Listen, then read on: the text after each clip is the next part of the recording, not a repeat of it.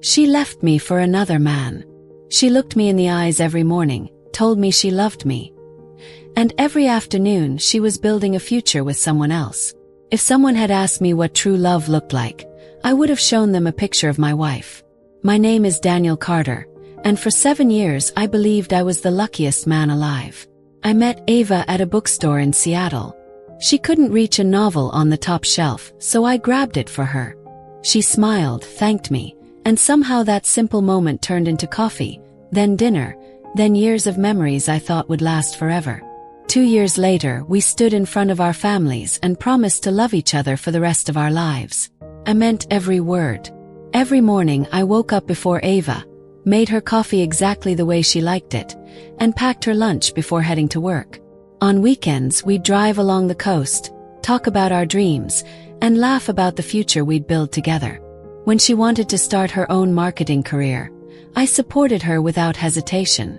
"I'll always believe in you," I told her. She kissed me and whispered, "I don't know what I'd do without you." Those words became my strength.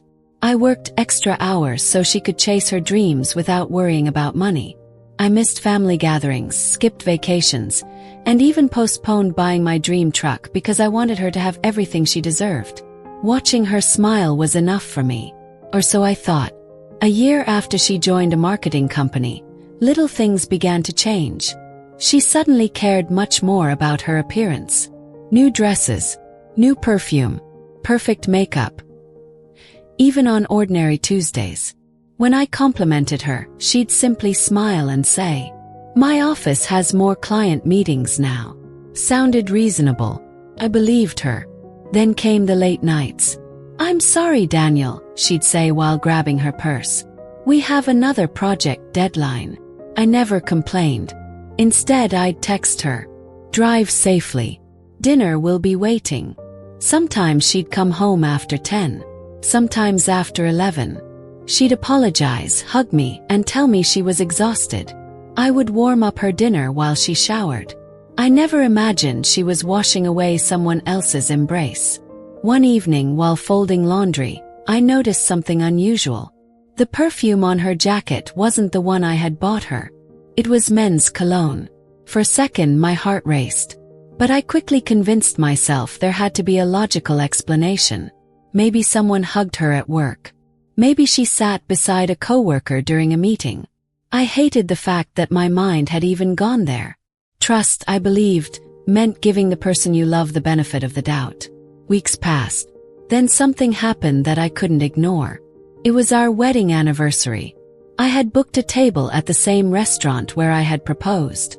I bought her favorite white roses and even left work early. An hour before dinner, she called. "I'm so sorry, Daniel. My boss scheduled an emergency client meeting. Can we celebrate this weekend instead?" I looked at the flowers in my hand and forced a smile she couldn't see. Of course. After hanging up, I sat alone at that restaurant. Around me, couples laughed, toasted their glasses, and celebrated love. I kept looking at the empty chair across from me. For the first time in our marriage, I felt completely alone. As I walked back to my car that night, I had no idea that just a few blocks away, my wife wasn't in a meeting. She was having dinner with another man. And his name was Ryan Mitchell. The next morning, I tried to convince myself I was overthinking everything. Ava had never given me a reason to doubt her before. Or maybe I had simply refused to see the signs. A few days later, I stopped by her office during my lunch break with her favorite caramel latte. When I reached the reception desk, the receptionist smiled politely. "Hi, I'm here to surprise my wife, Ava Carter." She looked confused. "I'm sorry, sir. Ava left over an hour ago. She said she had an important client meeting," I replied. The receptionist frowned. "We don't have any client meetings today." My stomach dropped. I thanked her and walked back to my car, my hands trembling. For the first time in 7 years, I decided to follow my own wife. That evening she kissed me goodbye like always. "I'll be home late. Don't wait for me." He nodded. As soon as she drove away, I followed from a distance. She didn't go anywhere near her office. She pulled into the parking lot of a quiet lakeside restaurant. A man stood waiting outside. He smiled the moment he saw her. She walked straight into his arms. And she kissed him. It felt like the air had been ripped from my lungs. I couldn't move. I couldn't breathe.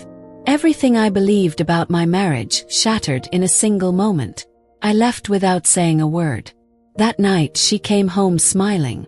"The meeting went really well," she said. I looked into her eyes. The same eyes I had trusted for 7 years. She lied without hesitation. For the next 2 weeks, I quietly gathered the truth. Photos, restaurant receipts, hotel reservations, messages that appeared on our shared tablet after she forgot to sign out. There was no misunderstanding, no mistake. She was in love with another man. His name was Ryan. And the most painful part, Ryan knew she was married. He simply didn't care. Neither did Ava. One Friday evening, I placed all the evidence on our dining table. She walked in, looked at the photos, and froze. Neither of us spoke for several seconds. Finally, she whispered, "I'm sorry." I waited for her to say it was a mistake, that she wanted to save our marriage. Instead, she took a deep breath. "I've fallen in love with Ryan. I want a divorce." Those words broke something inside me. My voice cracked as I asked the only question that mattered. What was my fault? Didn't I love you enough? Tears rolled down her face. "You were a wonderful husband. Then why?" She lowered her eyes. "I don't know." A month later, we signed the divorce papers. She moved in with Ryan. 6 months after that, they got married.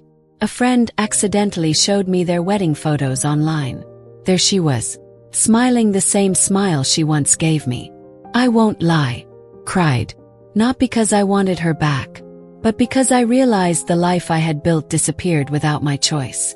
For months I blamed myself. Until one evening, my father placed a hand on my shoulder and quietly said, "Son, someone else's betrayal is not proof that you were unworthy." Those words changed me. I started rebuilding my life. I traveled, spent time with family, focused on my health. Slowly, the pain became a lesson instead of a prison. Today, I no longer ask why Ava left. Some questions never have satisfying answers. But I have learned one truth that I will carry with me forever. Love with all your heart, but never lose yourself completely in someone else. People can change, and relationships can end when you least expect it. If the person you trusted most walked away tomorrow, would you still know who you are?